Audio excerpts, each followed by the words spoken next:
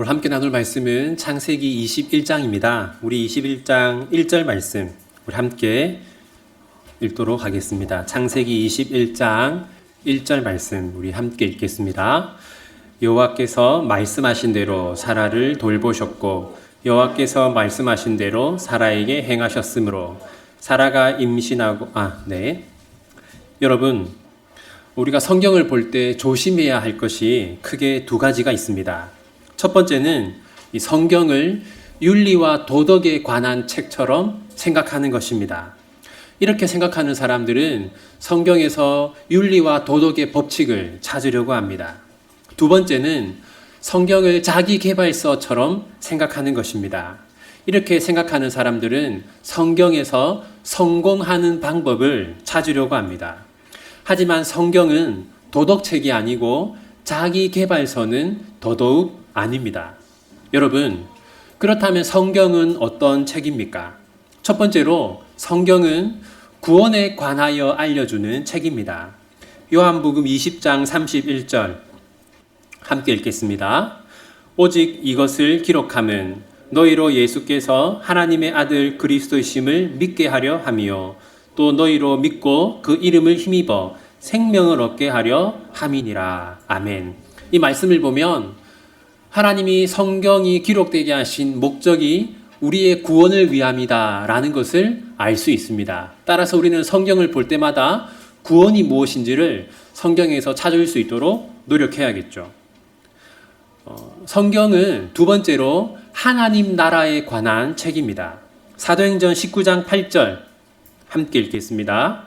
바울이 회당에 들어가 석 달 동안 담대히 하나님 나라에 관하여 강론하며 권면하되. 바울이 당연히 성경을 가르쳤겠죠. 그런데 오늘 이 말씀 보시면 바울이 성경으로 무엇을 가르쳤다고 말합니까? 하나님의 나라를 가르쳤다고 말합니다. 여기서 하나님의 나라라는 것은 하나님이 왕으로 통치하는 것을 의미합니다. 따라서 우리는 성경을 볼 때마다 이 세상의 왕이신 하나님이 이 세상을 어떻게 통치하고 다스리는가 하는 것을 발견할 수 있도록 노력해야 합니다. 따라서 우리는 성경을 볼 때 이 두 가지를 깊이 생각해야 합니다. 이 본문은 우리의 구원에 관하여서 무엇을 말하고 있는가? 두 번째는 이 본문은 하나님의 통치에 관하여서 무엇을 말하고 있는가? 제가 이 사실을 미리 말씀드리는 이유는 오늘 본문을 해석함에 있어서 이 두 가지 사실을 염두에 두는 것이 매우 중요하기 때문입니다.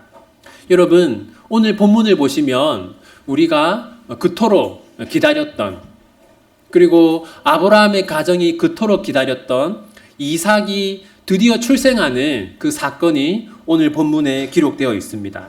그런데 여러분, 성경을 도덕책처럼 생각한다면 우리가 이 사건에서 어떤 교훈을 얻을 수 있겠습니까? 포기하지 않고 기도하면 원하는 것을 얻는다. 그런 교훈을 얻을 수 있을 겁니다. 두 번째로, 성경을 자기 개발서로 본다면 이 사건에서 어떤 교훈을 얻을 수 있겠습니까? 간절히 원하면 이루어진다. 그런 교훈을 얻을 수 있겠죠. 하지만 여러분, 성경은 도덕책이 아니고 자기 개발서는 더더욱 아니라고 했습니다. 따라서 우리는 오늘 본문에서 그런 유의 교훈을 얻으려고 해서는 안 됩니다. 이삭이 출생한 사건을 통해서 우리가 얻어야 하는 것은 하나님 본문의 핵심입니다. 여러분, 오늘 본문 1절과 2절, 우리 두 절 말씀을 함께 읽도록 하겠습니다. 여호와께서 말씀하신 대로 사라를 돌보셨고 여호와께서 말씀하신 대로 사라에게 행하셨으므로 사라가 임신하고 하나님이 말씀하신 시기가 되어 노년의 아브라함에게 아들을 낳으니. 여러분, 여기 1절과 2절 두 절에 보면 하나님의 말씀이라는 표현이 몇 번 나옵니까? 3번 나오죠. 그러므로 여러분, 지금 100세인 아브라함과 90세인 사라가 이삭을 낳은 것은 아브라함이 기도를 열심히 했기 때문이거나 아브라함이 이삭의 출생을 간절히 바랬기 때문이 아니라 하나님이 그것을 말씀하셨고 하나님이 그것을 약속하셨기 때문이죠. 그러므로 우리는 오늘 본문을 보면서 이 100세인 아브라함과 90세인 사라가 자녀를 낳는 것은 불가능한 일인데 하나님은 약속하신 대로 불가능을 가능하게 하시는구나 라는 것을 생각해야 합니다. 여러분, 하나님은 25년 전에 아브라함에게 다음과 같이 말씀하셨어요. 창세기 12장 2절 함께 읽겠습니다. 내가 너로 큰 민족을 이루고 내게 복을 주어 내 이름을 창대하게 하리니 너는 복이 될지라. 여러분, 여기 보면 하나님이 아브라함의 후손을 통해서 큰 민족을 이룬다고 하는데 이 민족이 누구를 말하는 겁니까? 누구를 말하는 겁니까? 이스라엘 민족을 말하는 것이죠. 여러분, 아브라함이 누구를 낳았습니까? 아브라함은 이삭을 낳았죠. 또 이삭은 누구를 낳았나요? 야곱을 낳았죠. 야곱은 누구를 낳았습니까? 12아들을 낳았어요. 그리고 이 12아들은 12지파를 이루죠. 12지파 가운데 유다 지파의 후손으로 누가 오십니까? 예수님이 오시죠. 그러므로 여러분, 아브라함이 이삭을 낳고 이삭이 야곱을 낳는 이런 출생은 평범한 사건이 아니라 하나님이 우리를 구원하기 위해서 행하시는 일들입니다. 따라서 여러분, 하나님이 100세의 아브라함에게 이삭이라는 아들을 주신 것은 누구 때문에 주신 겁니까? 우리 때문에 주신 겁니다. 우리 때문에. 우리의 구원을 위해서 하나님은 아브라함에게 이삭을 주신 거예요.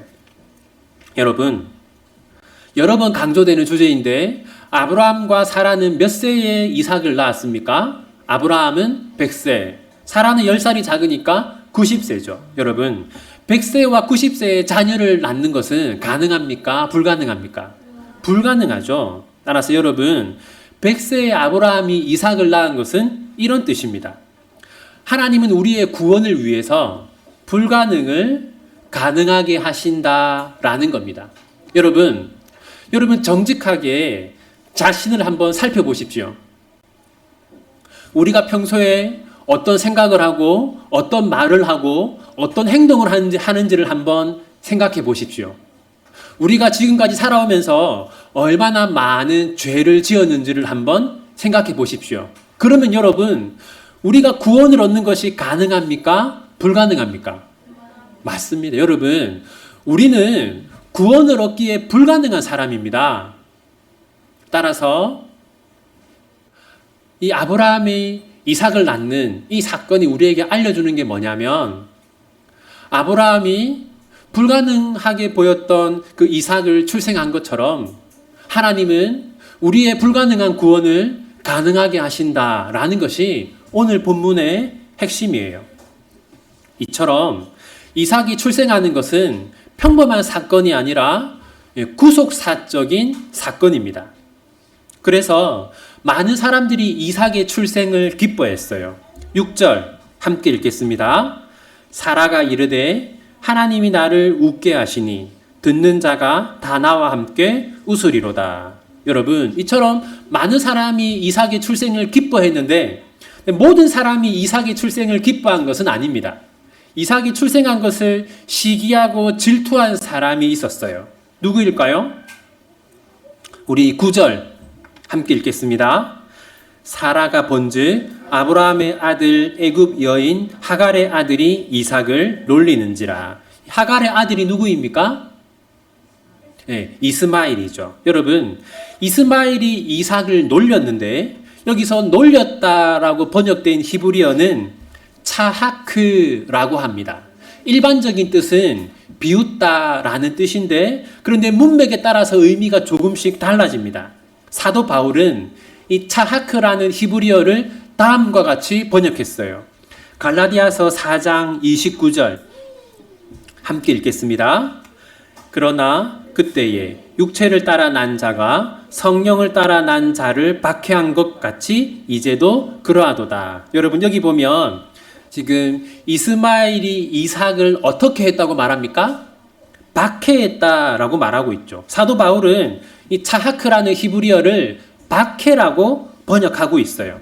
따라서 이스마엘이 이삭을 놀린 것은 그냥 평범한 농담을 한 것이 아니라 이스마엘은 이삭을 박해하고 궁극적으로는 제거하려 했던 것으로 보아야 합니다. 그렇다면 왜 이스마엘은 이삭을 제거하려고 했을까요?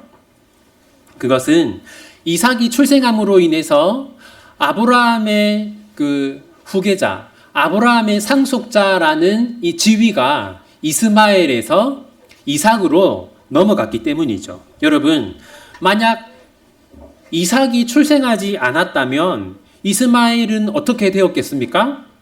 아브라함 가문의 상속자가 되었겠죠. 그런데 이삭이 출생함으로써 어떻게 되었습니까? 상속자의 지위가 이스마엘에서 이삭으로 넘어갔어요. 이스마엘은 여기에 시기심을 품고 이삭을 박해한 것이죠. 바로 이것이 하나님이 이스마엘을 떠나보내라 라고 말씀하시는 이유입니다. 12절 함께 읽겠습니다. 하나님이 아브라함에게 이르시되 내 아이나 내 여종으로 말미암아 근심하지 말고 사라가 내게 이른 말을 다 들으라. 이삭에게서 나는 자라야 내 씨라 부를 것임이니라. 여기 보시면 사라가 아브라함 너에게 한 말을 들어라. 사라의 말대로 하라 라고 하는데 사라가 뭐라고 했냐면 이삭의 생명에 위협이 될 수도 있으니까 이스마엘을 떠나보내자라고 했어요. 하나님은 그러한 말을 들으라고 하십니다. 따라서 지금 하나님이 이스마엘을 떠나보내라고 말하는 것이죠. 그러므로 여러분, 우리는 왜 하나님이 이스마엘을 떠나보내시는지 그 이유를 이제 알았습니다.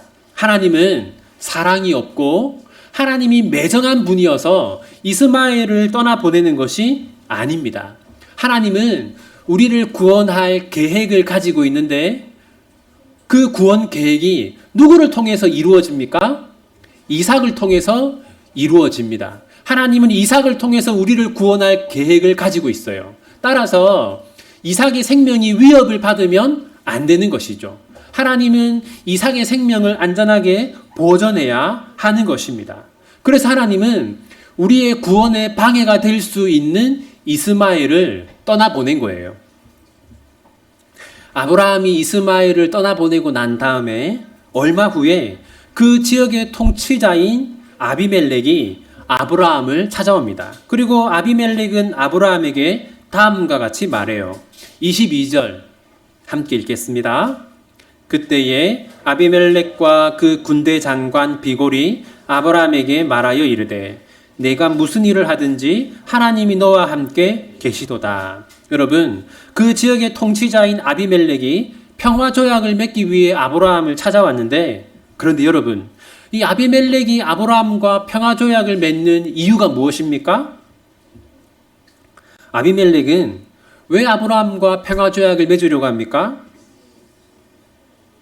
하나님이 아브라함과 함께하는 것을 보았기 때문이죠.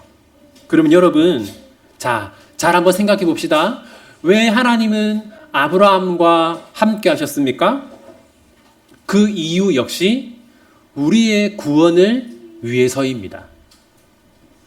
장차 예수님이 누구의 후손으로 오십니까? 네, 마태복음 1장 1절 보면 뭐라고 해요? 아브라함과 다윗의 자손 예수 그리스도의 계보라. 여러분, 아브라함의 후손으로 예수님이 오실 것이기 때문에 하나님은 아브라함의 생명을 안전하게 보호하는 겁니다. 따라서 지금 아비멜렉이 아브라함과 평화조약을 맺으려고 하는 이 마음은 누가 주신 거예요? 하나님이 주신 거죠. 그리고 왜 그런 마음을 주셨습니까? 우리의 구원을 위해서입니다.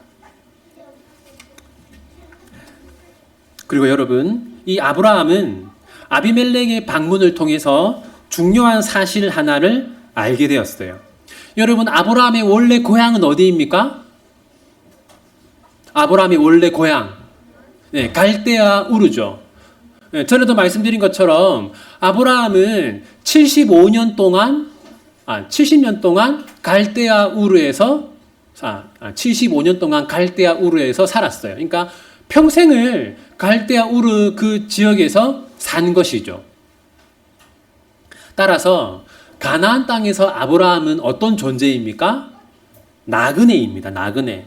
따라서 지금까지 아브라함은 자신을 나그네라고 생각했어요. 나는 가나안 땅의 나그네다. 나는 힘없는 나그네다라고 생각했는데, 그런데 여러분, 가나안 사람들이 볼 때는 아브라함이 어떤 사람이었습니까? 하나님이 함께하는 사람이었어요. 비로소 아브라함은 자신이 얼마나 특별한 존재인가 하는 것을 알게 된 것이죠. 그래서 아브라함은 하나님의 은혜에 다음과 같이 반응합니다. 33절 함께 읽겠습니다. 아브라함은 부엘세바에 에셀 나무를 심고 거기서 영원하신 여호와의 이름을 불렀으며.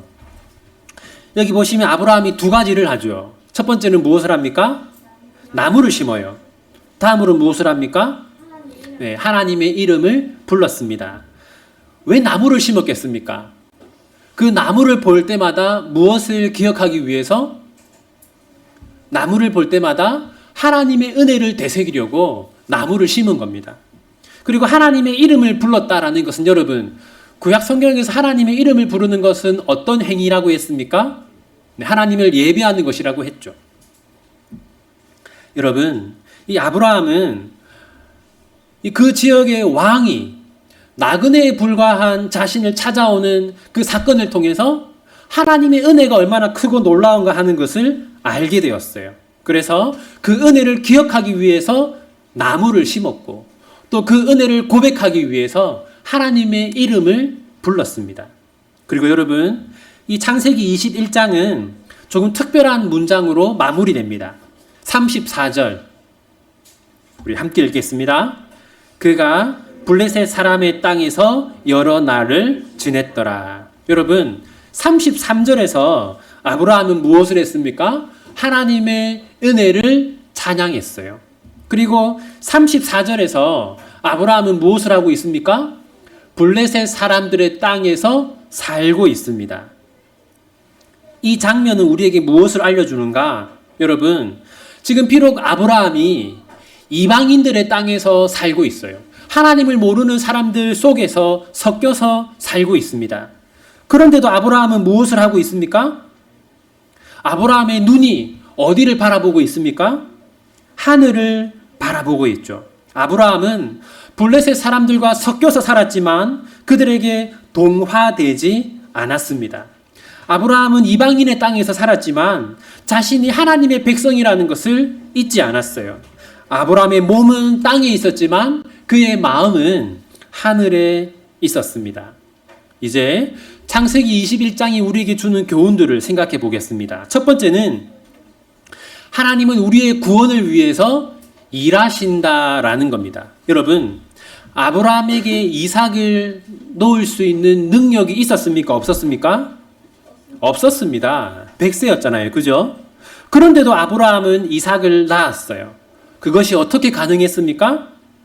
하나님이 일하셨기 때문에 가능했죠. 하나님은 아브라함이 이삭을 낳을 수 있도록 일하셨어요. 여러분, 마찬가지로 우리에게는 구원을 얻을 능력이 있습니까? 없습니까? 우리에게는 구원을 얻을 능력이 없습니다. 그런데 우리의 구원이 가능합니까? 가능하지 않습니까? 우리의 구원이 가능해요. 왜냐하면 우리의 구원을 위해서 하나님이 일하시기 때문입니다. 그래서 우리에게는 구원을 얻을 능력이 전혀 없지만 하나님의 일하심으로 구원을 얻는 것입니다. 두 번째는 우리는 세상에서 가장 특별한 존재다라는 거예요. 여러분, 아비멜렉은 아브라함과 평화조약을 맺었습니다.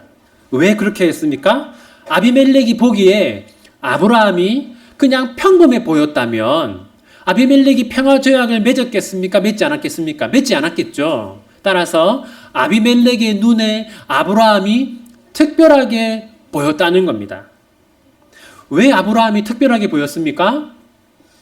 아브라함은 하나님이 함께하는 사람이었기 때문이죠. 여러분, 하나님보다 하나님이 함께하는 사람, 그보다 더 특별한 사람이 이 세상에 있겠습니까? 여러분, 세상 사람들은 어떤 사람들을 특별하다고 생각해요? 어떤 사회적인 지위가 높거나 돈이 많거나 뭔가 좀 이렇게 화려해 보이는 삶을 살면 인플루언서, 세상 사람들은 그런 사람들을 보면서 특별하다고 생각해요. 그런데 여러분, 정말 진정으로 특별한 사람은 어떤 사람입니까? 하나님이 함께하는 사람입니다. 여러분, 그렇다면 우리는 어떤 사람입니까? 우리는 하나님이 우리를 인도하시고 하나님이 우리의 삶을 살피시고 하나님이 우리를 보호하시죠. 그런 점에서 여러분, 이 세상에서 가장 특별한 사람은 하나님이 함께하는 우리, 바로 우리가 가장 특별한 사람입니다.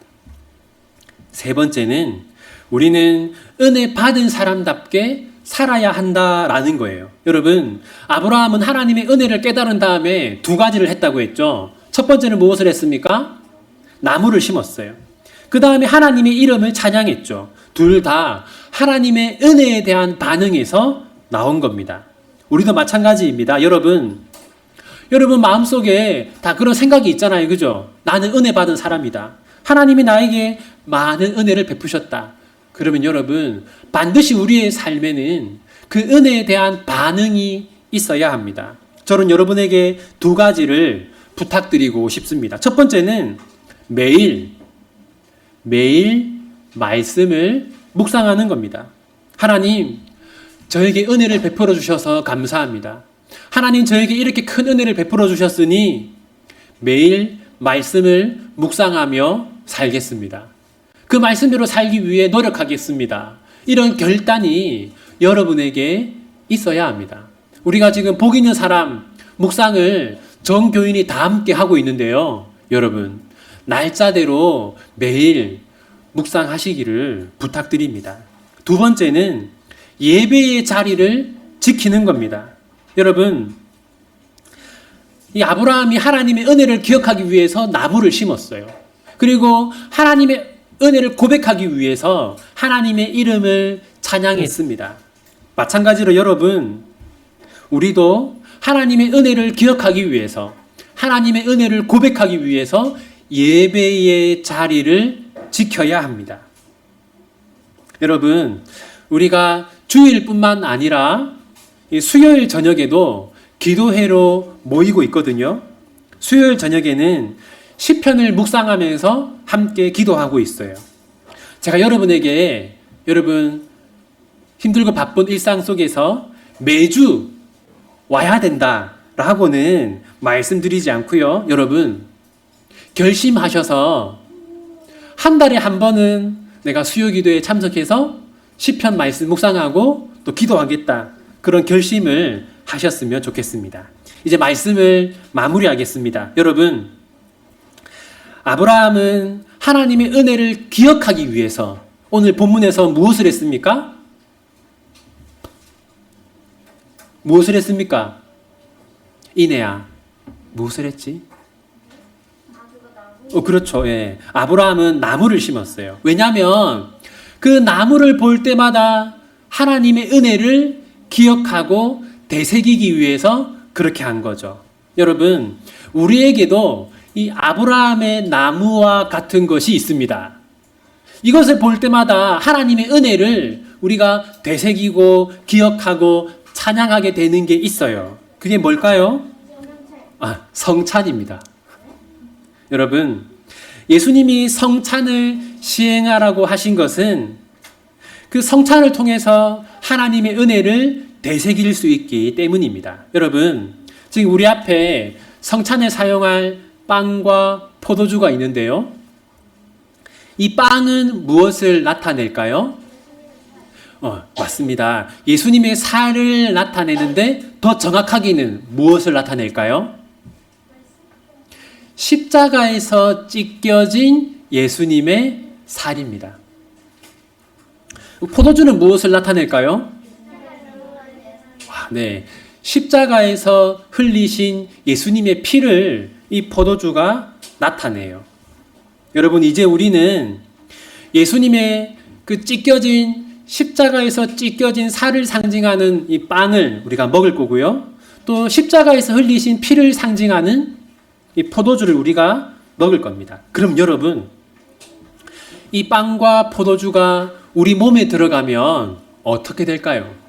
우리 몸에 살이 되고 피가 되겠죠. 이 빵과 포도주가 우리 몸의 일부가 됩니다.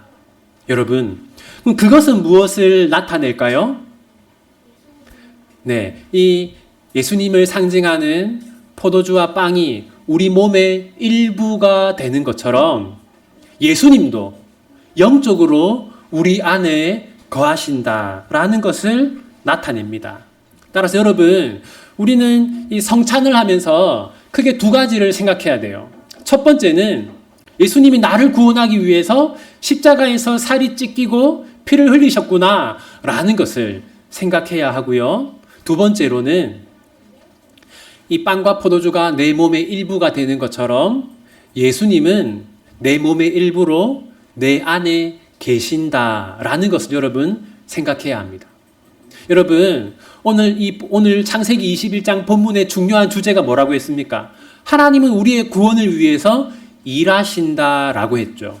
여러분, 우리가 지난 주일날 오후에 영적 연합에 대해서 배웠는데, 예수님은 우리의 구원을 위해서 아무것도 하지 않는 게 아니라 예수님은 우리의 구원을 위해서 일하십니다. 예수님은 우리 안에 영적으로 거하시면서 우리를 영적으로 보살피고 계세요. 이 시간 우리가 이 성찬식을 통해서 그 은혜를 기억하고 되새겼으면 좋겠어요.